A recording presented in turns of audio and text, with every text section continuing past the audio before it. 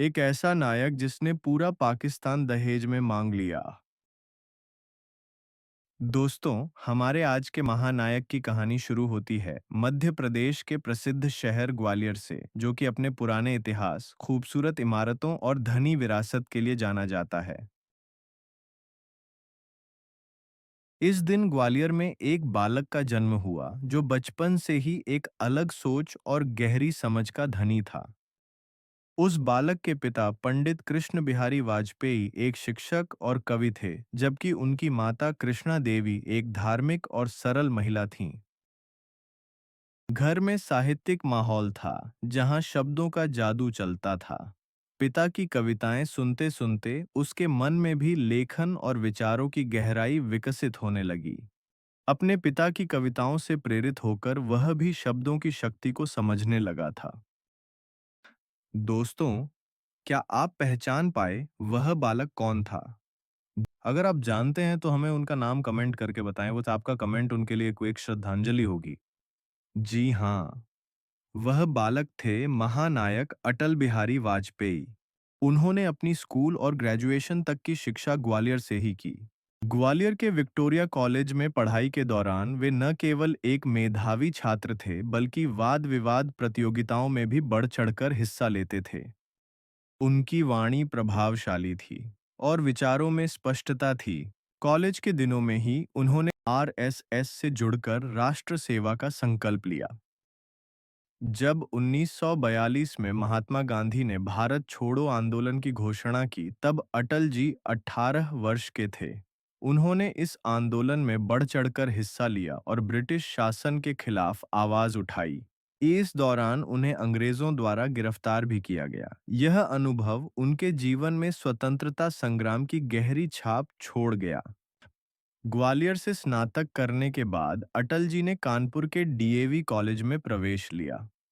यहाँ उन्होंने राजनीति शास्त्र में एमए किया। दोस्तों, यह वही समय था जब अटल जी राजनीतिक विचारधारा को गहराई से समझने लगे थे। कानपुर में पढ़ाई के दौरान उन्होंने अपने पिता के साथ एक ही हॉस्टल में रहकर कानून की पढ़ाई भी शुरू की। यह एक अनोखा अनुभव था, पिता और पुत्र एक ही कक्षा में एक ही विषय पढ़ते हुए। लेकिन अटल जी का मन राजनीति और लेखन में अधिक रमता था, इसलिए उन्होंने कानून की पढ़ाई बीच में ही छोड़ दी और पत्रकारिता व राष्ट्र सेवा की ओर बढ़ गए।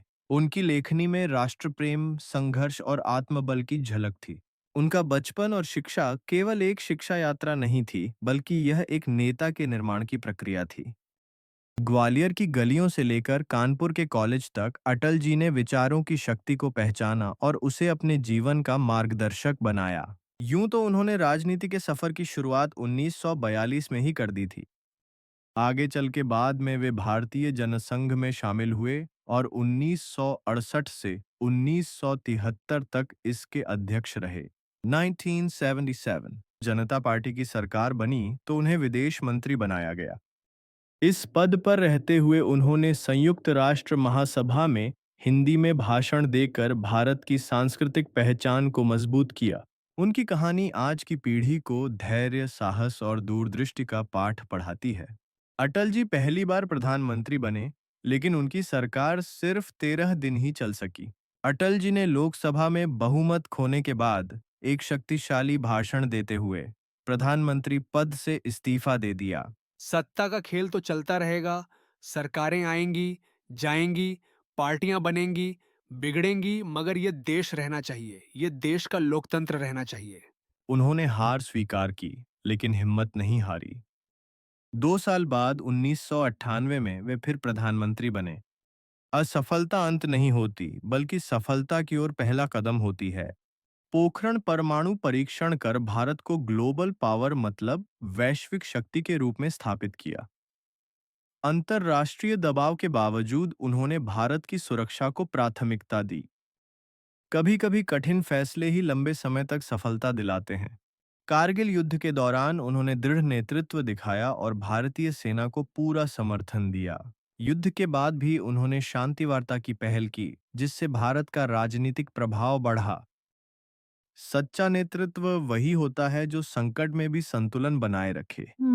उन्होंने सर्व शिक्षा अभियान शुरू किया, जिससे हर बच्चे को शिक्षा का अधिकार मिला। इसके अलावा स्वर्णिम चतुर्भुज परियोजना से भारत में सड़कों का जाल बिछाया गया, जिससे देश की अर्थव्यवस्था को बढ़ावा मिला। लंबी अवधि की सोच ही सच्ची प्रगति लाती है। उन्होंने भारत पाकिस्तान संबंध सुधारने के लिए अमृतसर लाहौर बस सेवा शुरू की।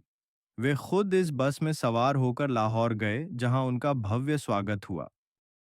लाहौर में एक प्रेस कॉन्फ्रेंस के दौरान एक पाकिस्तानी महिला पत्रकार ने उनसे एक अनोखा सवाल किया। उसने कहा, मैं आपसे शादी करना चाहती हूँ, लेकिन मुँह दिखाई में कश्मीर लूँगी। अटल जी अपनी हाजिर जवाबी के लिए मशहूर थे। उन्होंने मुस्कुराते हुए जवाब दिया। मैं शादी के लिए तैयार हूँ, लेकिन मुझे दहेज में पूरा पाकिस्तान चाहिए। उनका यह जवाब सुनकर पूरा हॉल ठहाकों से गूंज उठा और यह घटना भारत और पाकिस्तान के अखबारों की सुर्खियां बन गई। हालांकि कारगिल युद्ध के कारण यह प्रयास बाधित हुआ। वाजपेयी ने पोटा कानून लागू किया, जिससे आतंकवाद से निपटने में मदद मिली। 2004 में उन्होंने राजनीति से संन्यास ले लिया। आजीवन अविवाहित रहने का संकल्प लेने के कारण इन्हें भीष्म पितामह भी कहा जाता है। भारत के पूर्व प्रधानमंत्री अटल बिहारी वाजपेयी को देश के सर्वोच्च नागरिक सम्मान भारत रत्न से सम्मानित किया गया। यह सम्मान उनके राजनीतिक योगदान, नेतृत्व क्षमता और राष्ट्र सेवा के लिए दिया गया। हार नहीं मानूंगा, रार नहीं ठानूंगा, काल के कपाल पर लिखता मिटाता हूँ, गीत नया गाता हूँ, गीत नया गाता हूँ। देश ने एक महान नेता को खो दिया। एम्स दिल्ली में 93 वर्षीय अटल जी ने अंतिम सांस ली। वे लंबे समय से बीमार थे। इस दौरान देश भर से लाखों लोग उन्हें श्रद्धांजलि देने पहुंचे। अटल जी की स्मृति में कई योजनाएं और संस्थाएं स्थापित की गईं। नई दिल्ली में उनकी समाधि बनाई गई। उत्तर प्रदेश में उनके नाम पर मेडिकल विश्वविद्यालय स्थापित किया गया। जल संरक्षण को बढ़ावा देने के लिए अटल भूजल योजना शुरू की गई। रोहतांग में बनी यह सुरंग उनके नाम पर रखी गई, जिससे लद्दाख और हिमाचल प्रदेश के बीच संपर्क बेहतर हुआ। उनकी जयंती 25 दिसंबर को सुशासन दिवस के रूप में मनाया जाता है। जो कल थे, वे आज नहीं हैं, जो आज हैं, वे कल नहीं होंगे, किंतु भारत का सूरज सदा अटल रहेगा। जय हिंद। दोस्तों, इसी तरह की अपने देश के रियल हीरोज़ की कहानियाँ सुनने के लिए चैनल को सब्सक्राइब करें और बेल आइकन को दबाना ना भूलें।